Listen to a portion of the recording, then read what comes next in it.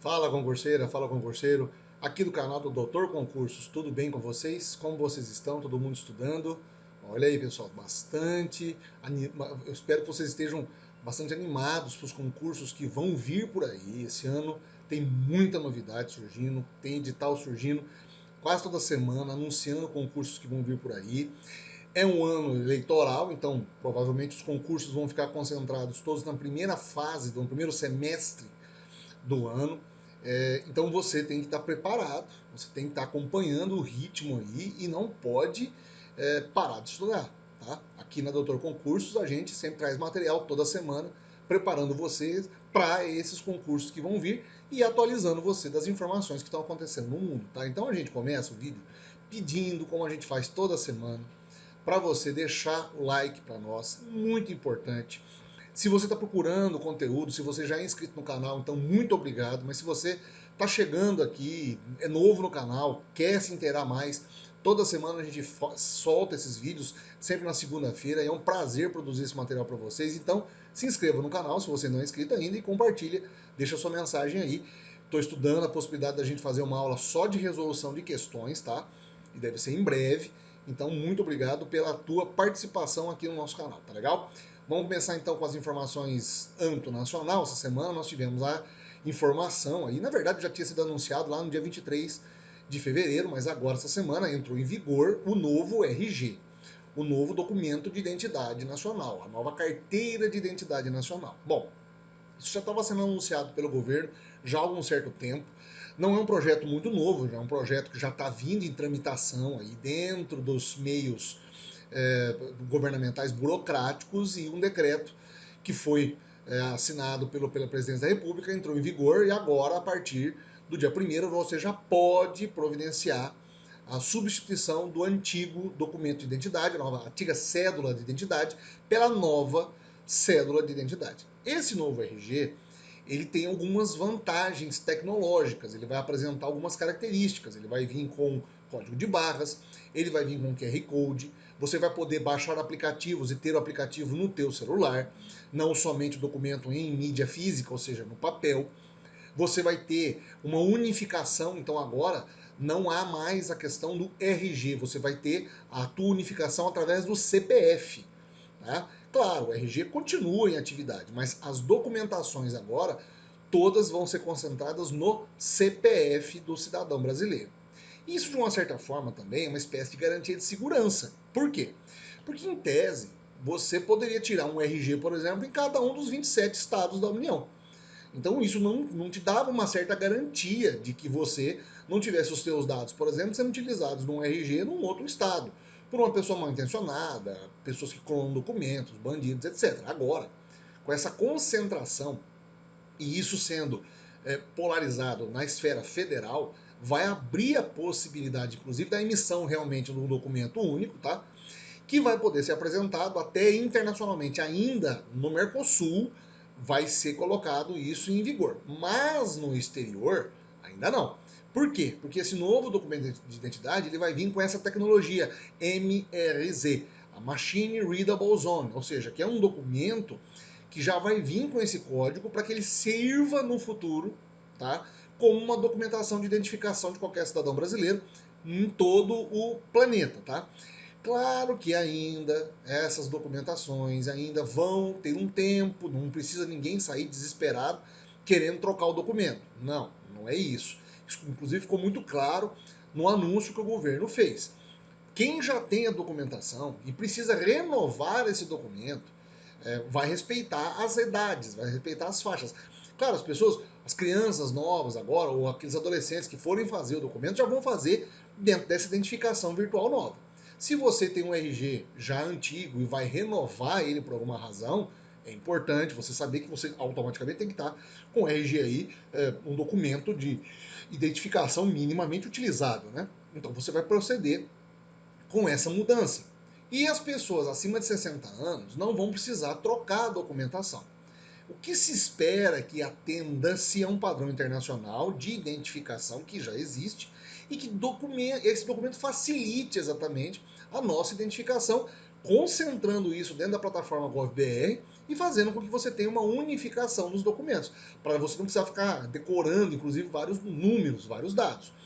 Claro, claro que ainda vão haver modificações, vai ser uma fase experimental, né? Você ainda vai ter alguns entraves até as coisas realmente entrarem no eixo, que vão fazer com que a gente ainda tenha que utilizar os documentos que nós tenhamos hoje em mãos.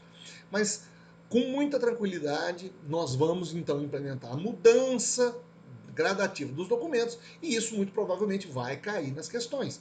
Esse processo de mudança, então, de documentação, da unificação do documento, a questão, inclusive, da utilização como documento internacional, não substitui o passaporte.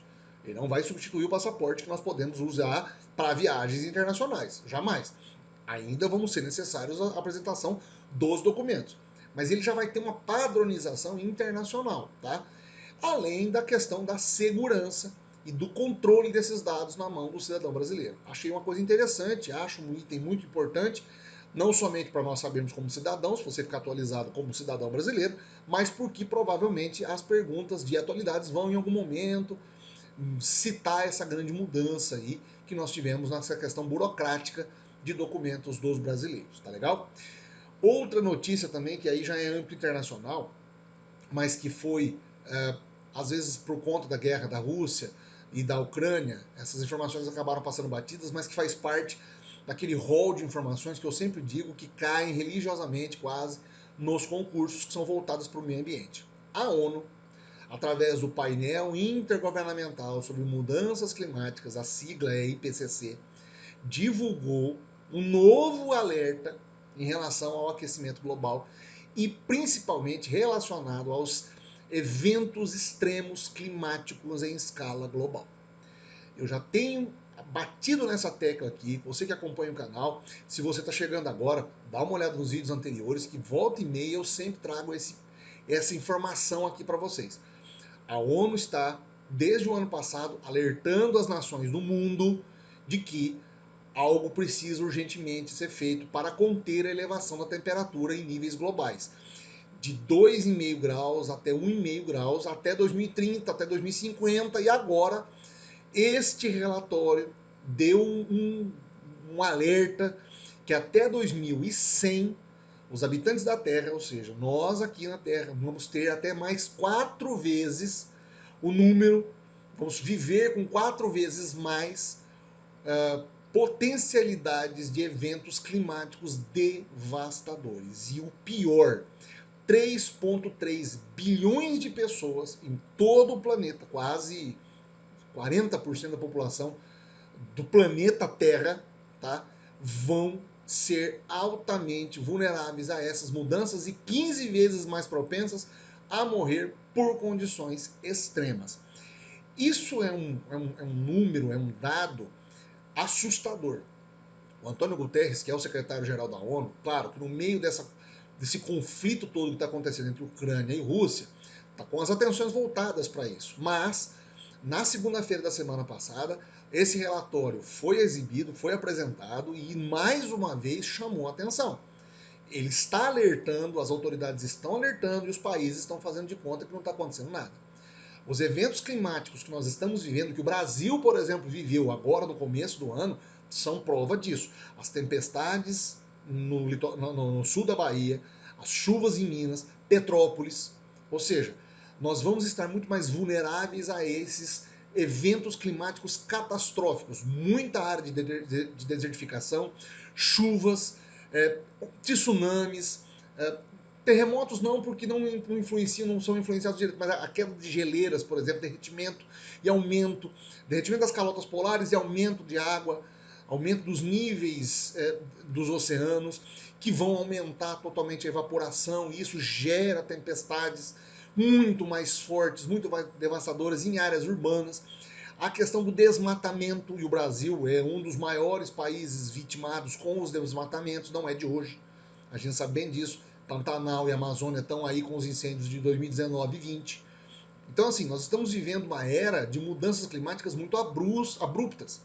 E esses relatórios estão sendo apontados, mostrando para os países que algo precisa ser feito.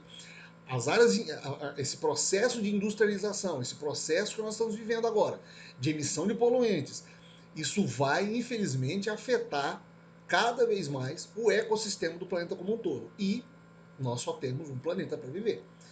É bem verdade que agora, em momentos que nós estamos encontrando esse conflito todo aí entre Ucrânia e Rússia, a gente começa a se questionar os interesses realmente que os países até da OTAN ou da América do Norte realmente têm em relação ao meio ambiente.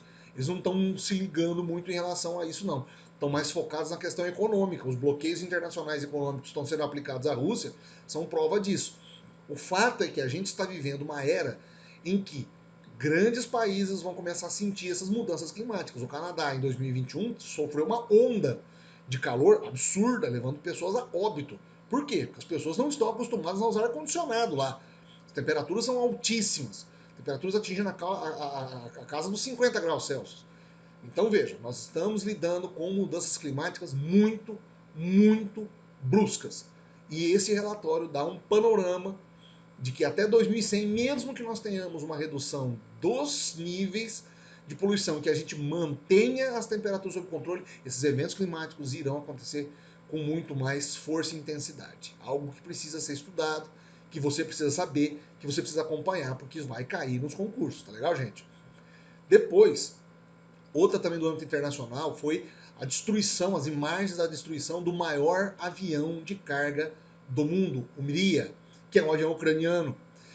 As imagens que circularam na internet, os amantes da aviação, eu, por exemplo, sou um deles, dói o coração. Você vê uma maravilha da tecnologia daquela, um avião gigantesco, um avião aí que tinha 88,4 metros de envergadura, que conseguia carregar 250 toneladas de peso concentrado. Uma tecnologia única, para falar a verdade, porque foi feito somente um avião, né? Que esteve no Brasil, inclusive, em 2 ocasiões, foi alvo de um ataque no aeroporto de Rostomel, onde ele ficava angarado, onde ele ficava, estava em manutenção, e foi destruído no meio da insanidade da guerra. O Mriya era fruto de, de um produto, né, da engenharia aeroespacial russa. Foi criado nos anos 80, entre os anos de 82 até 88, fez o primeiro voo em 88, tinha um projeto original de servir como uma espécie de quase porta-aviões no ar para lançamento dos do antigo projeto russo de exploração espacial, que seriam os ônibus espaciais da própria União Soviética, naquela época, né?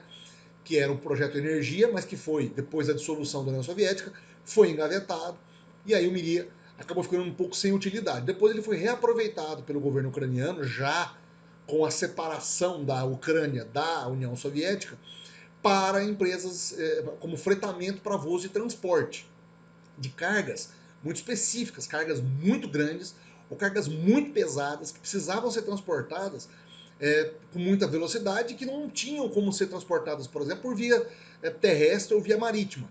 Ele conseguia fazer esse transporte dessas cargas. Havia uma equipe, uma tripulação que conseguia controlar esse avião, que conseguia pilotar esse avião, porque é uma maravilha da tecnologia. Numa época, inclusive, em que você não tinha computador de bordo, para falar a verdade. E ele foi destruído. As imagens são tristes, vocês viram agora há pouco aí.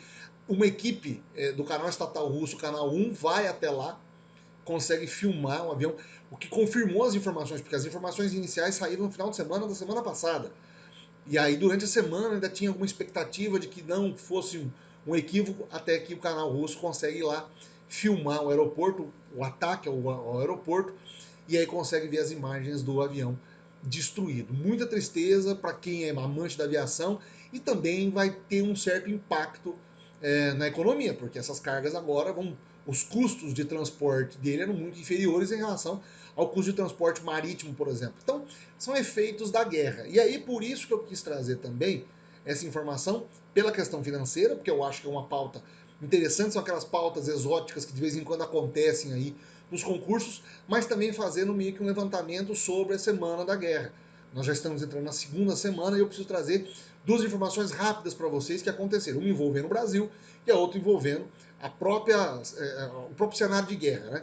Houve um cessar-fogo no final de semana, que no sábado não acabou acontecendo da forma correta, porque as tropas ucranianas e russas entraram em confronto, mas no domingo, por um determinado espaço de tempo, houve um cessar-fogo, e aí abriu-se a possibilidade de um corredor humanitário na região de Donbas, ou de Donbass, né, dependendo da pessoa que estiver narrando, do jornalista que você estiver ouvindo a informação, para que mais de 400 mil pessoas pudessem se mobilizar, pudessem fugir daquela região e procurar regiões mais seguras.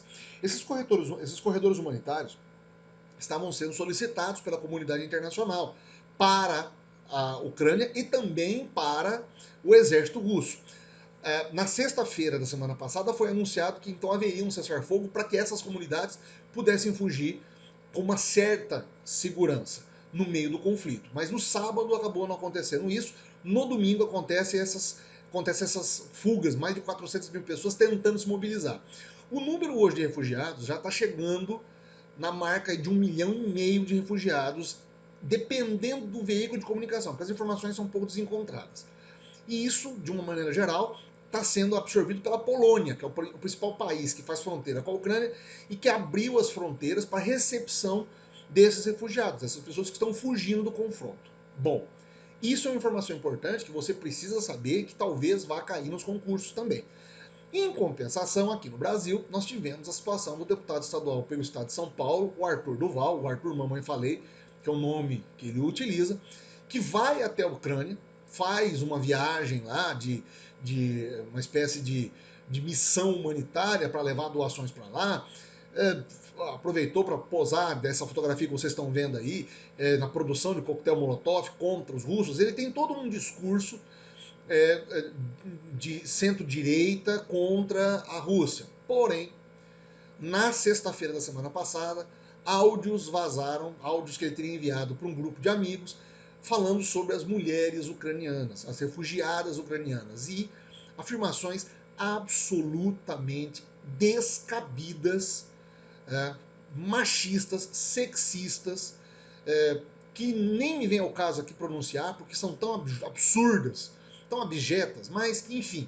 Bom, isso teve uma repercussão muito grande na imprensa brasileira, e há uma correlação com o conflito na Ucrânia, porque ele vai para lá e de lá ele começa a enviar esses áudios para esse grupo de amigos, mas ele é um deputado estadual, ele é uma pessoa, uma figura pública e que teve os áudios vazados. Ele faz um vídeo de pedido de desculpas, ele já está em solo nacional, mas aí toda a carreira política da pessoa começa a sofrer as consequências, né? Vários deputados já apresentaram pedido de impeachment dele, pedido de cassação do mandato dele na Assembleia Legislativa do Estado de São Paulo. O partido que ele estava participando, que é o Podemos, que tem como candidato à presidência o ex-juiz Sérgio Moro, já se manifestou contrário, inclusive já repudiando a atitude dele e promovendo, inclusive, a ação de expulsão do partido, mas há ainda a conversa de que ele próprio possa pedir a desfiliação partidária, enfim. Eu achei interessante falar para vocês porque é uma pauta que está muito frequente, muito fresca e que está acontecendo. Mas também como que a internet está identificando e mostrando essas pessoas, como foi o caso do Monark em relação ao nazismo, agora a questão do Arthur com essa questão aí do machismo estrutural, que mais uma vez a gente vê acontecendo pulsante na sociedade. É uma pauta que provavelmente vai ensejar outras pautas, subpautas e desenrolar essa história que pode aí, de uma maneira geral, conflitar, chegar, gerar, desembocar em questões de concursos que vocês irão prestar. Não podia deixar de registrar essa informação, porque foi a informação que aconteceu mais recente no final de semana, que envolve o conflito, mas envolve também um assunto muito em voga hoje e que tanto se fala, tanto se combate, mas que aparentemente não surte efeito. Ainda nós estamos vivendo uma era de machismo estrutural, de machismo muito endêmico, e é que aí as pessoas elas se revelam nessas ocasiões e aí vão pagar as consequências numa sociedade em pleno 2022. Isso é importante nós debatermos isso aqui. Você precisa estar preparado e você precisa estar sabendo desses acontecimentos. Tá legal? Espero que vocês tenham gostado. Novamente, deixa o like para nós, é muito importante, enriquece o nosso trabalho e nos impulsiona a fazer um trabalho bem legal para vocês toda semana, tá? Inscreva-se no canal, se você não é inscrito, tá chegando aqui, é novo no canal. Se você já é, ativa o sininho. Muito obrigado pela sua participação e a gente se vê semana que vem, se tudo correr bem. Um grande abraço a todos vocês e até lá.